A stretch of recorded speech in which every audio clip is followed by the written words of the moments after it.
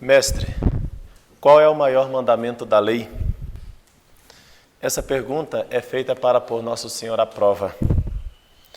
Nós, nesse momento de oração, aqui na presença do nosso Deus, nós não queremos pôr o Senhor à prova, mas nós queremos sim descobrir cada vez mais a vontade de Deus na nossa vida.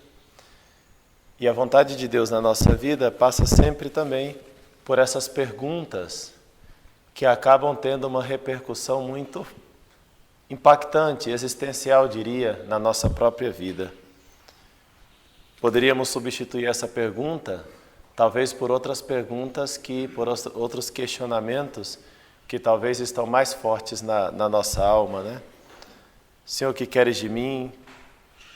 Por onde eu posso realizar o grande serviço de amor que eu quero entregar a Ti e à igreja? Os homens também na atualidade, quer dizer, muitas pessoas na atualidade também vivem fazendo muitas perguntas existenciais, os outros homens, as outras pessoas. Acontece também que muitas pessoas são vítimas de desorientação e às vezes são até promotores de desorientação. Muitas vezes não por maldade, mas porque sei lá, a vida é como é, né? A pessoa teve uma formação um pouco estranha e, enfim, perguntam pelo que devem fazer, aventuraram algumas respostas, se conformaram com essas respostas e ficaram simplesmente com esses anseios um pouco pela metade, tanto pela pergunta quanto pela resposta. Talvez nem souberam fazer a pergunta direito sobre a própria vida, quanto menos a resposta. Não receberam também. Ou seja, os anseios do coração humano, eles são infinitos, são quase que infinitos, ou são infinitos, deseja coisas infinitas, porque no fundo do coração o homem deseja o próprio Deus. Mestre, qual é o maior mandamento da lei? Senhor, o que queres que eu faça? Para a resposta bíblica, para a pergunta e na Sagrada Escritura, a resposta de Jesus é uma resposta bem tradicional. E já estava no livro do Deuteronômio, no capítulo 6. Amarás o Senhor teu Deus de todo o teu coração, de toda a tua alma e de todo o teu espírito. Ou seja, Jesus lembra a primazia de Deus na vida do ser humano. Deus em primeiro lugar. É o primeiro mandamento da lei de Deus. Amarás o Senhor teu Deus com todo o teu coração, com todas as tuas forças, com toda a tua alma. Inclusive, essa daqui era uma oração que o judeu repetia frequentemente. Todo dia repetia, né? Shema Israel. Assim começa em hebraico a oração, Shema Israel. E aí continua o texto que eu não vou saber, porque está em hebraico, né? O hebraico não é minha área, né? Shema Israel. E eles repetiam constantemente, né? No tempo de Cristo e até hoje, digamos assim, é o Pai Nosso deles. Para nós, é o Pai Nosso, a oração que Jesus nos ensinou, que assim como para nós o Pai Nosso acaba sendo a regra da oração para nós, já dizia Santo Agostinho, o que não está de acordo com o Pai Nosso não é oração autêntica. Né? Se a gente reza uma coisa diferente do que diz no Pai Nosso, então já não é autêntico. Quando a gente reza, no fundo a gente glosa o Pai Nosso, a gente estica o Pai Nosso com outras palavras, mas se a oração bem feita está de acordo com o Pai Nosso. Dirá Santo Agostinho, Santo Irineu, toda a turminha dos padres da igreja estão de acordo com essa afirmação. E o Pai Nosso deles seria o Shema Israel. Amarás o Senhor teu Deus de todo o teu coração, de toda a tua alma, com todas as tuas forças. Primazia de Deus. Outras coisas, outras realidades não preenchem o coração. Ou pelo menos não o preenchem como o homem busca, como o homem deseja.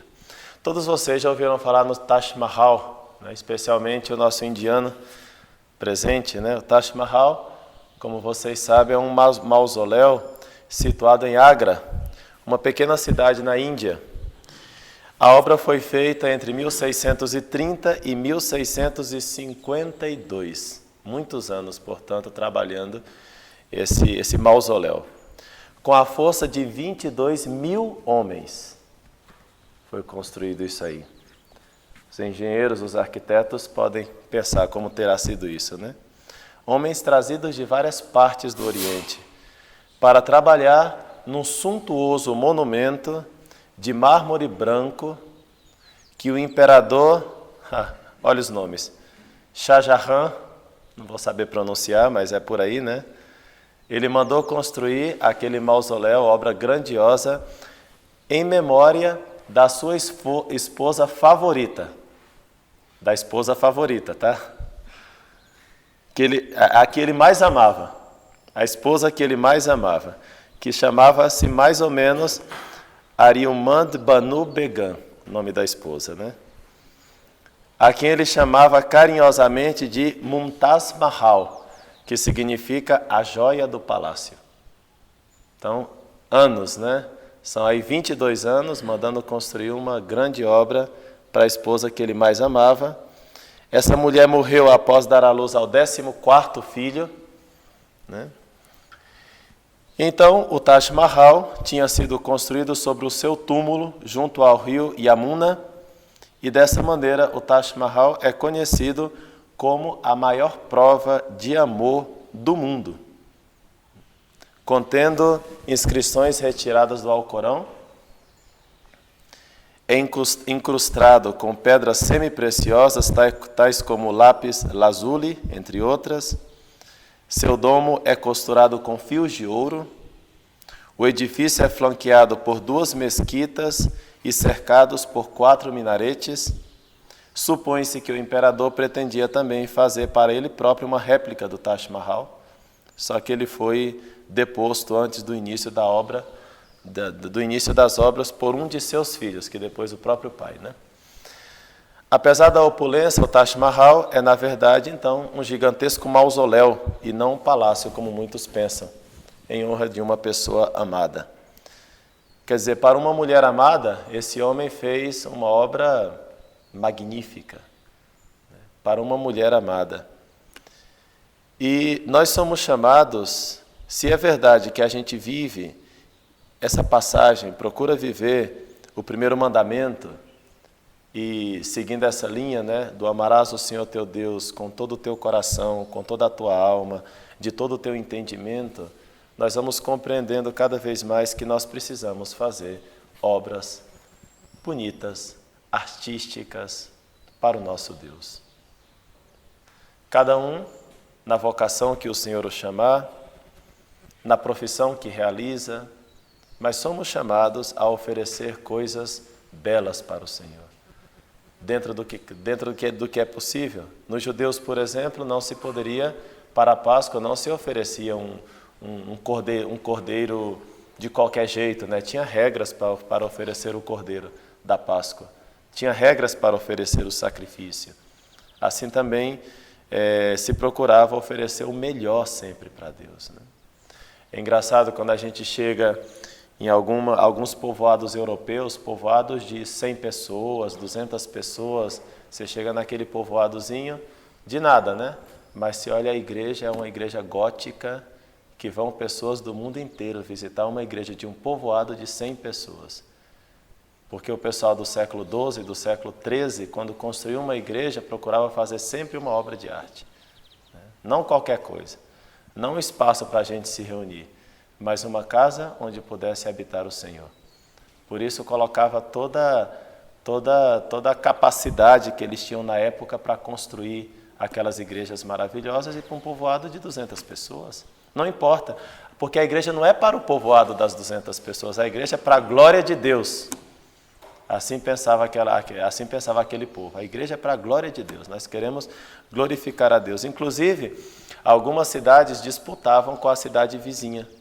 Por exemplo, é o caso de Colônia, né, que construindo a famosa Catedral de Colônia, na Alemanha, eles esperaram a cidade vizinha construir a catedral deles, para ver como ficaria a deles, para fazer a deles, né, mais bonita ainda, né, que a dos vizinhos.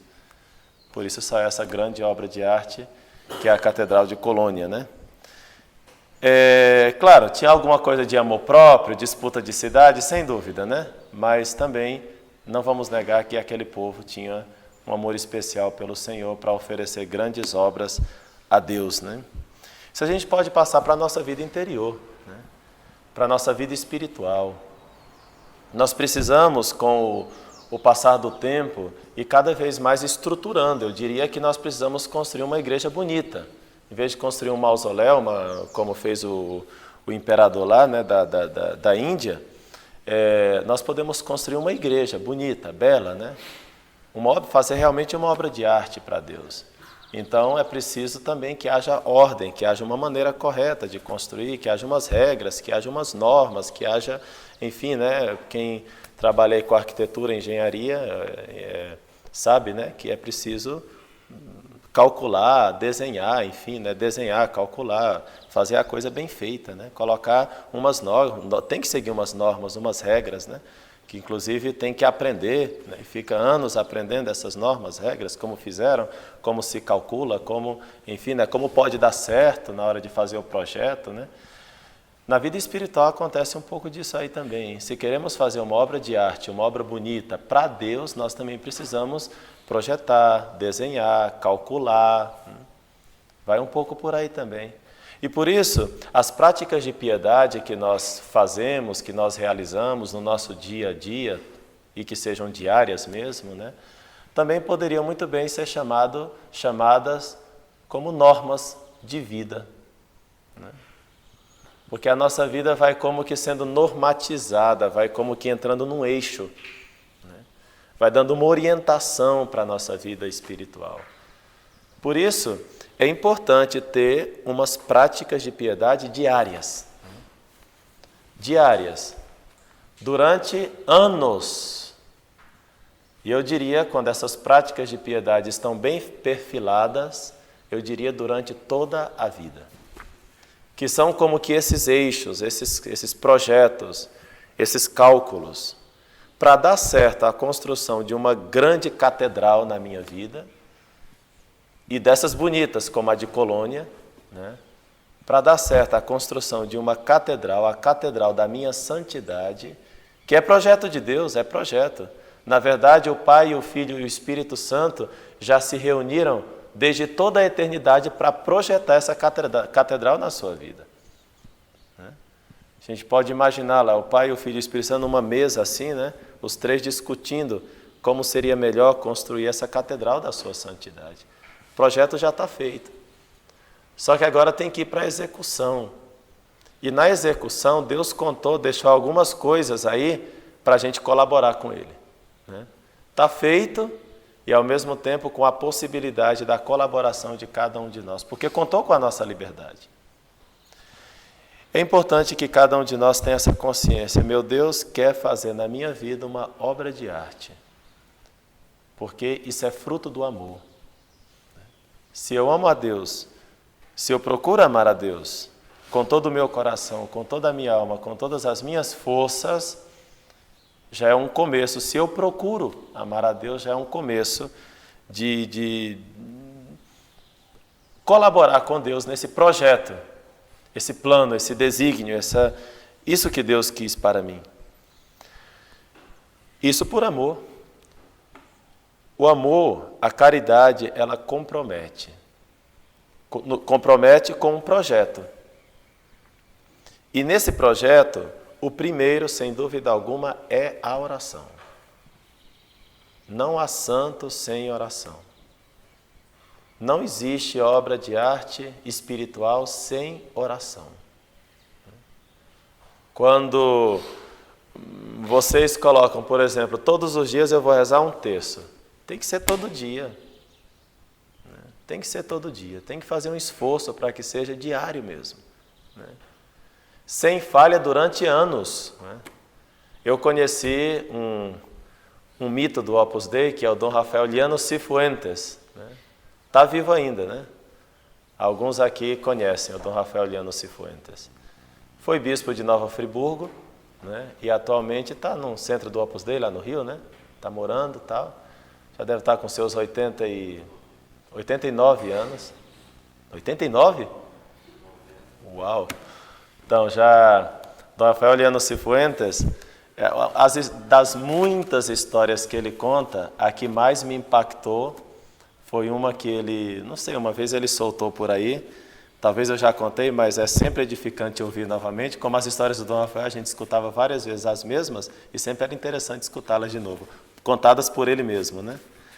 Então eu lembro de uma que ele contou, que ele foi secretário do São José Maria Escrivá durante um tempo, né? E naquele dia ele tinha trabalhado muito, né? Um material lá para ele trabalhar, que o São José Maria Escrivá tinha pedido para ele, e tinha que entregar aquele trabalho logo. E então o São José Maria Escrivá chegou, o padre Escrivá chegou para ele e falou: Rafa, chamava de Rafa, né? Rafa, você já fez a oração da tarde? Que a gente tem o costume de rezar meia hora pela manhã, fazer uma oração mental, uma meditação, e meia hora pela tarde. É um costume nosso, né? Então chegou e fez essa pergunta: você já fez a oração da tarde? E aí o Rafael falou: olha, padre, ainda não. Mas o padre Escrivá percebeu que ele estava muito cansado. Então falou: Rafa, não faz a oração da tarde hoje. Faz só o exame e vai dormir. E tudo bem, como o padre Escrivá falou, o amor e a veneração que ele tinha pelo padre Escrivá, valeu, foi fazer o exame e foi dormir, né? O mais interessante não é isso. É que quando ele contou essa história, ele já tinha seus 80 e poucos anos, né? Quando eu escutei pela primeira vez, e ele falou assim: e em 50 anos, essa foi a única vez que eu não fiz a oração. E em 50 anos, essa foi a única vez que eu não fiz a meditação. Isso para mim foi o mais interessante. Em 50 anos, ele só falhou uma vez e com a autorização de um santo. Impressionante, né? A constância, a lealdade, a fidelidade, né? Assim se constrói realmente grandes edifícios de santidade, né? Assim se constrói verdadeiras catedrais, né? Deus pede de nós essa fidelidade no amor, essa constância no amor. Eu sei que às vezes é difícil, né? Tirar um tempo para te fazer um momento de oração, tirar um tempo para rezar umas Ave-Marias, tirar um tempo para, não sei, ler o Novo Testamento, né? Como é importante entrar na vida do Senhor, conhecer mais a vida do Senhor, ler os Santos Evangelhos, nem que seja 5 minutinhos por dia, né? Não é fácil, às vezes, se organizar para que isso aconteça, né?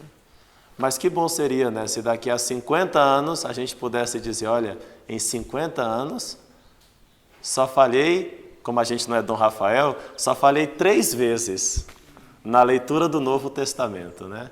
Já li o Novo Testamento 120 vezes. E das 120 vezes, em 50 anos, só falei 3 vezes, né? Olha, seria interessante, hein? Porque a caridade compromete, né? O amor, quando a gente fala Deus é amor e nós temos que viver a caridade com Deus, para com os demais, esse conceito de amor não é um amor assim molenga, brandinho, né? Suavezinho, né? Esse amor que o pessoal fala por aí, né? É um amor prazer, é um amor sentimento, é um amor assim bastante aéreo, né? Parece que não tem conteúdo, né? O amor de Deus compromete. E compromete a vida. Toda uma existência é comprometida com o plano de Deus, né? Eu costumo falar das amáveis exigências de Deus, né? Ou das exigências amáveis, né?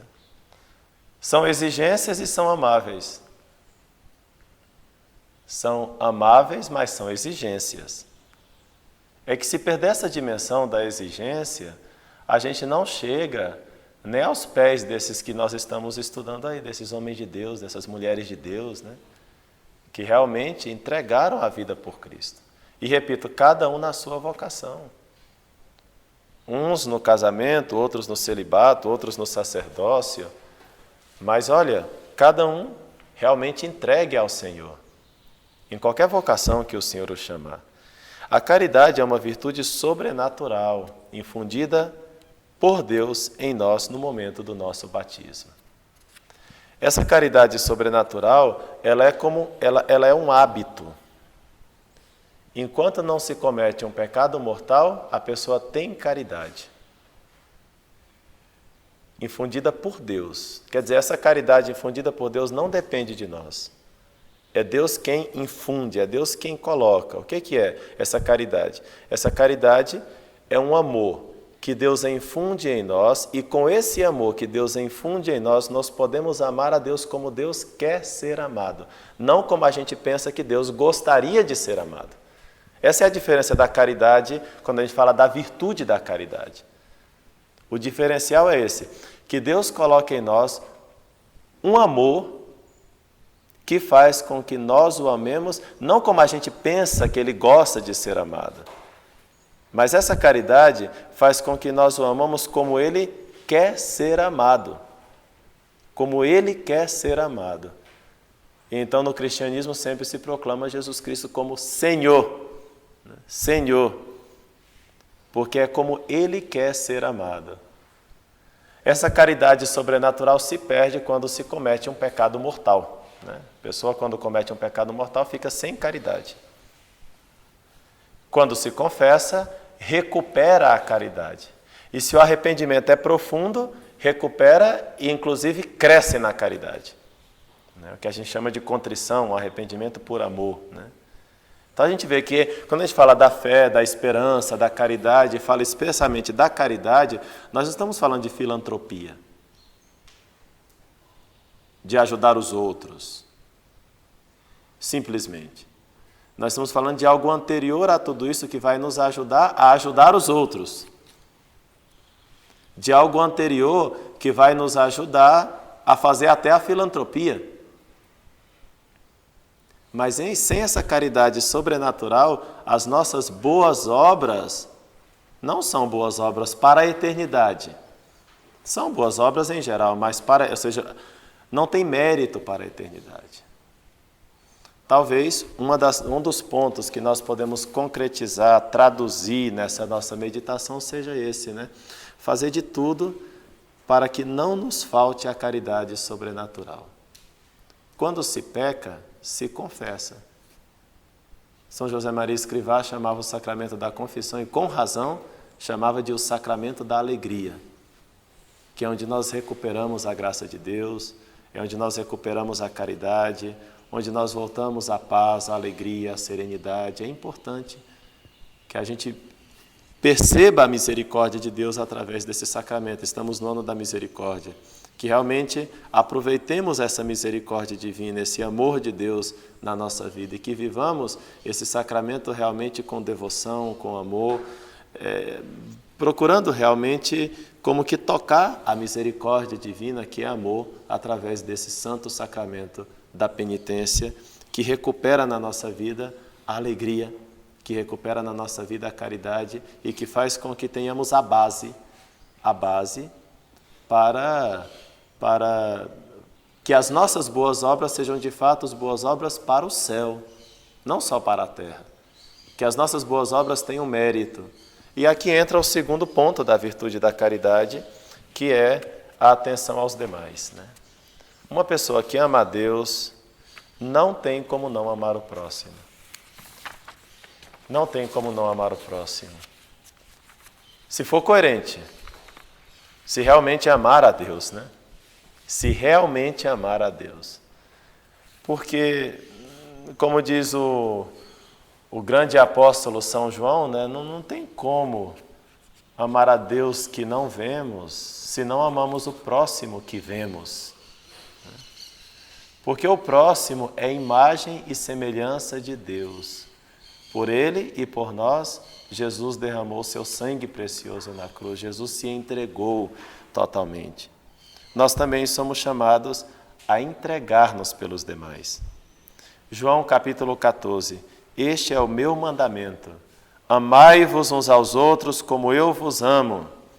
Ninguém tem maior amor do que aquele que dá a sua vida por seus amigos. Vós sois meus amigos se fazeis o que vos mando. Amai-vos uns aos outros. A caridade que se estende às pessoas com quem nós convivemos. E aí, nós aprendemos, quando a gente começa a tratar os outros com caridade, a primeira coisa que nós devemos aprender é compreender. Compreender. Há muita caridade em compreender. Aí fogem os juízos falsos, os juízos temerários dos outros, né? Porque nós procuramos compreender. Quando as pessoas pecam e fazem coisas erradas, o cristão que compreende vai pensar mais ou menos assim: olha, se não fosse a graça de Deus, eu faria igualzinho ou pior.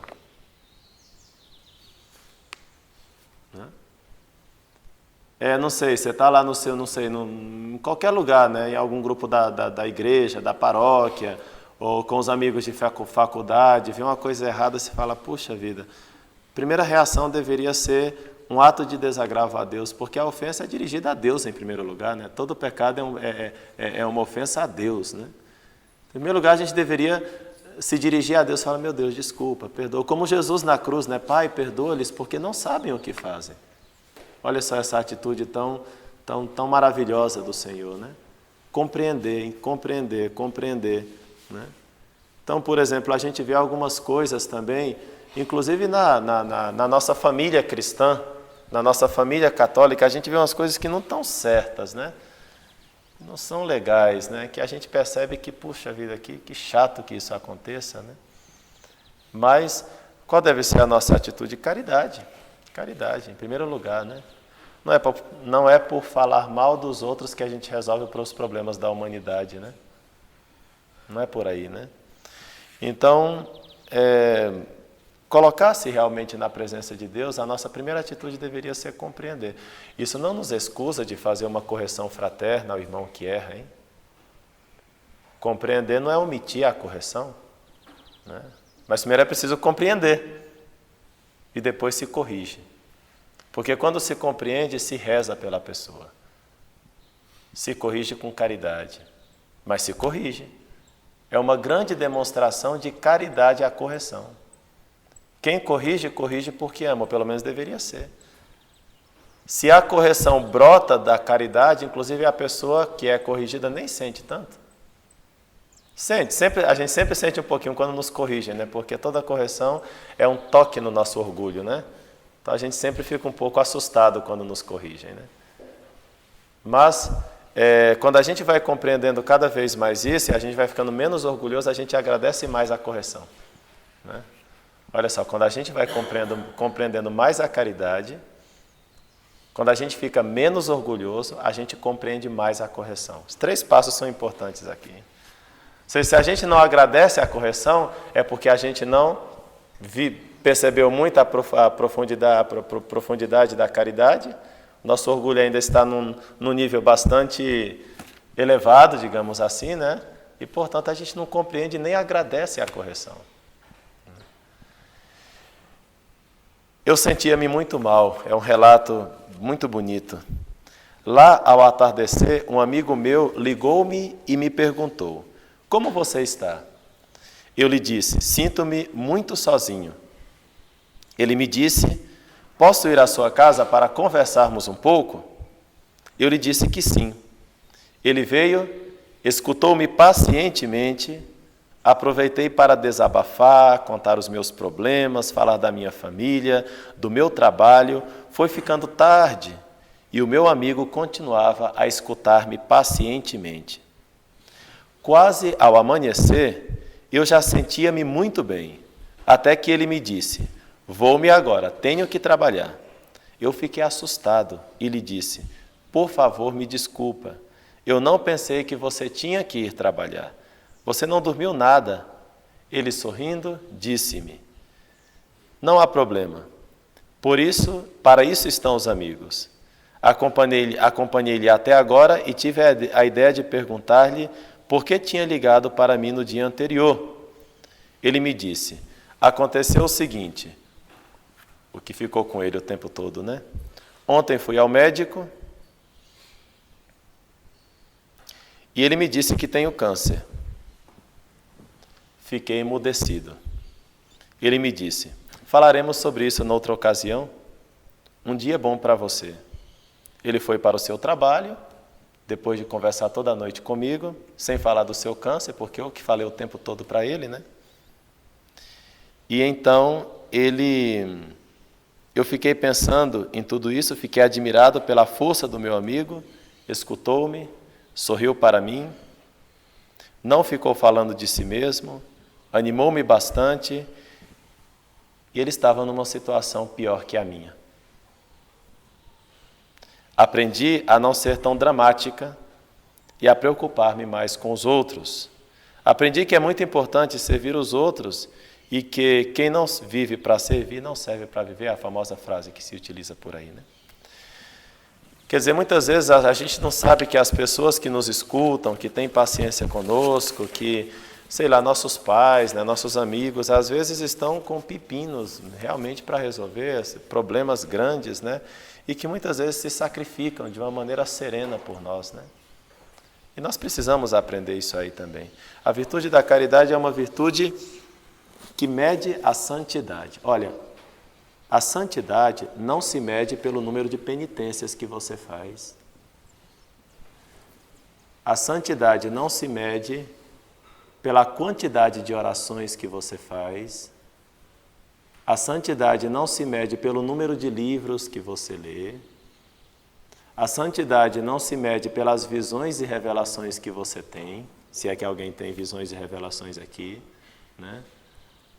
A santidade não se mede porque apareceu Nossa Senhora para você, ou o Santo Anjo, sei lá, né? Colossenses, capítulo 3. A caridade é o vínculo da perfeição. Logo, quem tem mais amor é mais santo. Quem tem menos amor é menos santo. Quem tem nada de amor é nada santo. É a caridade que mede a santidade. E pela caridade, aí sim a gente reza, a gente faz penitência. E se Deus quiser, um dia até temos visões e revelações. Eu não as peço para mim, nem quero. Mas se Deus quiser, eu vou querer. Né? A caridade leva a tudo isso. Mas se não tem a caridade, 1 Coríntios capítulo 13, né? Do que me serve falar em língua sem caridade? Do que me serve o dom da profecia, da ciência? Conhece essa passagem, não conhece? Né? Ainda que eu falasse a língua dos anjos, né? Tivesse a profecia, tivesse o conhecimento, fizesse milagres, fizesse os mortos ressuscitarem, enfim, né? Fizesse todas as penitências do mundo, muito mais que São Francisco, fizesse, ainda que eu entregasse meu corpo às feras, ainda que, se não tiver caridade, nada. Né?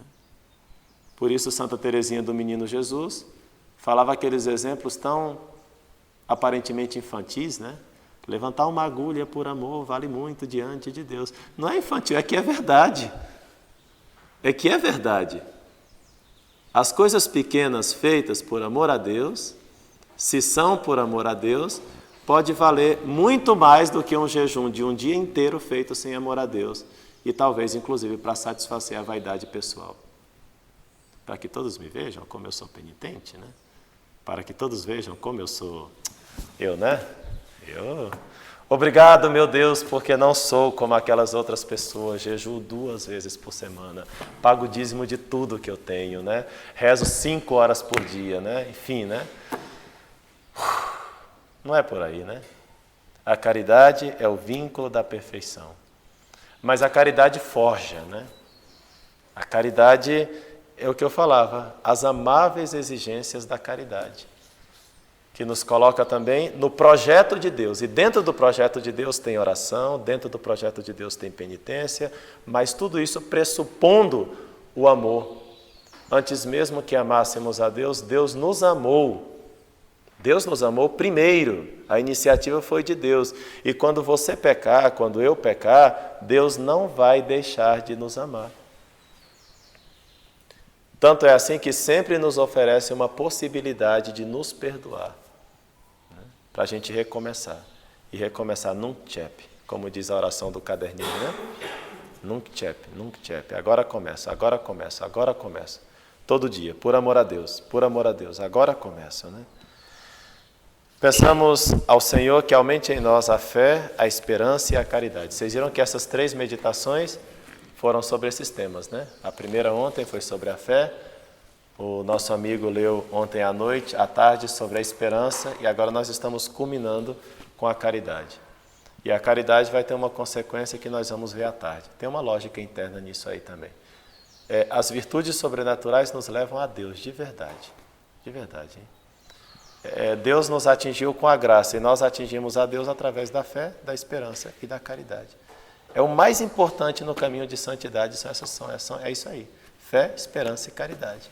Sem fé é impossível agradar a Deus, um homem sem esperança é um homem triste, e sem caridade não vale nada, né? São esses 3 pontos, né? Para ser santo, vive de fé, vive de esperança, vive de caridade. Tudo vai dar certo. Tudo. Tudo. Inclusive as coisas do dia a dia, nosso trabalho, nossos estudos, o nosso relacionamento com a família, com os amigos, tudo. Porque fé, esperança e caridade é como um núcleo de santidade. E é preciso crescer constantemente em fé, crescer em esperança, crescer em caridade, né? Pressupondo também as virtudes humanas, enfim, né? Vamos terminar como sempre, né? Ou quase, nem que seja de maneira implícita, a gente sempre termina e procura ver um reflexo de tudo isso que a gente medita, que a gente conversa com o nosso Senhor, que presidiu e que preside essa oração nossa, agora mesmo. A gente conversa tudo isso e o nosso amor por Nossa Senhora sempre nos leva a olhar para ela, né? Como isso se realizou nela. Mas isso sempre é um processo para a gente continuar meditando, né? A caridade de Nossa Senhora. Poderia falar mais meia hora sobre a caridade de Nossa Senhora, mas não está previsto no programa, né? Então vamos parar por aqui e pedir a ela que realmente nos ensine, assim, com esse amor de mãe que ela tem por cada um de nós, que é fruto da caridade sobrenatural que está nela e que agora está realizada em perfeição no céu. Que a Santíssima Virgem nos ajude, portanto, a viver bem essa virtude e todas as outras na nossa vida. Vamos ajoelhar? Dou-te graças, meu Deus, pelos bons propósitos, afetos e inspirações que me comunicaste nesta meditação. Peço-te ajuda e graça para os pôr em prática. Minha Mãe Imaculada, São José, meu Pai e Senhor, meu anjo da guarda, intercedei por mim.